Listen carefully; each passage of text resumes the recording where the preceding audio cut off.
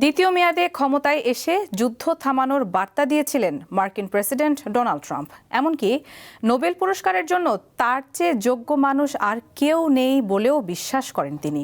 কিন্তু বর্তমানে তার কারণেই বিশ্বজুড়ে নতুন করে বেজে উঠেছে যুদ্ধের দামামা। আকিজ নিয়ে এলো বিশ্বমানের বেবি ডায়াপার মাম্মা, কটনে সফট ম্যাটেরিয়াল, বাবুকে দেবে র্যাশ ফ্রি সুপার কমফর্ট।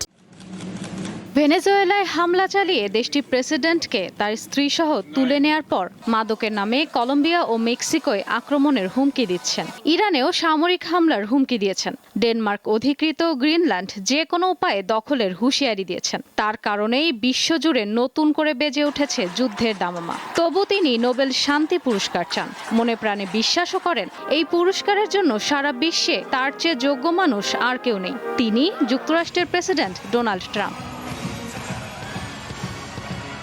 মার্কিন এই প্রেসিডেন্ট নতুন বছর শুরু করেছেন নতুন এক যুদ্ধ দিয়ে। ৩ জানুয়ারি ভেনেজুয়েলায় হামলা চালিয়ে প্রেসিডেন্ট নিকোলাস মাদুরো এবং তার স্ত্রীকে গ্রেপ্তার করে নিউ ইয়র্কে নিয়ে যায় মার্কিন বাহিনী।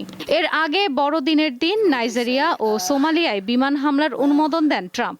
একই দিনে ভেনেজুয়েলার ওপর একটি CIA ড্রোন হামলা চালানো হয়। অর্থাৎ মুখে শান্তি চাইলেও নতুন বছরে যুদ্ধের খেলায় মেতেছেন ট্রাম্প।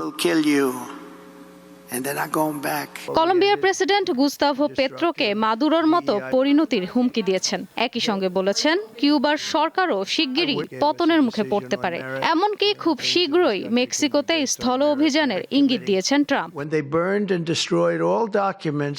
ইরানে বিক্ষোভ শুরু হওয়ার পর থেকেই দেশটিতে বারবার হামলার হুমকি দিচ্ছেন ট্রাম্প। কখনো পারমাণবিক কর্মসূচির অজুহাতে, আবার কখনো বিক্ষোভকারীদের মৃত্যু নিয়ে ইরানের সামরিক হামলার হুমকি দিয়েই যাচ্ছেন তিনি। ওয়াশিংটনের সঙ্গে কারাকাস ও তেহরানের উত্তেজনার উৎস ও গতি প্রকৃতি ভিন্ন।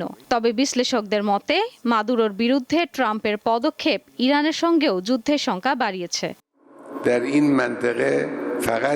নিরাপত্তার অজুহাতে যে কোনো উপায়ে আর্কটিক অঞ্চলে অবস্থিত বিশ্বের সবচেয়ে বড় দ্বীপ গ্রিনল্যান্ড দখল করতে চান মার্কিন প্রেসিডেন্ট। এজন্য সামরিক অভিযান সহ নানা রকম পদক্ষেপ নেওয়ার কথাও জানিয়েছেন তিনি। যুক্তরাষ্ট্র গ্রিনল্যান্ডের মালিকানা না নিলে রাশিয়া ও চীন সেটি দখলে নিতে পারে বলেও অভিযোগ তুলেছেন তিনি। তবে গ্রিনল্যান্ডে সামরিক অভিযান চালালে ন্যাটো জোটের সাথে সম্পর্ক শেষ হয়ে যেতে পারে যুক্তরাষ্ট্রের।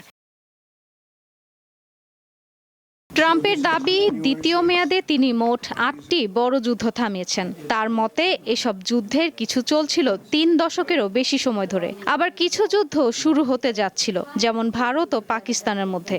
2024 সালে তিনি বলেছিলেন যুদ্ধ শুরু নয়, থামাবেন তিনি। কিন্তু বাস্তবতা ভিন্ন। ইশরাত সুমা, দীপ্ত বার্তা কক্ষ।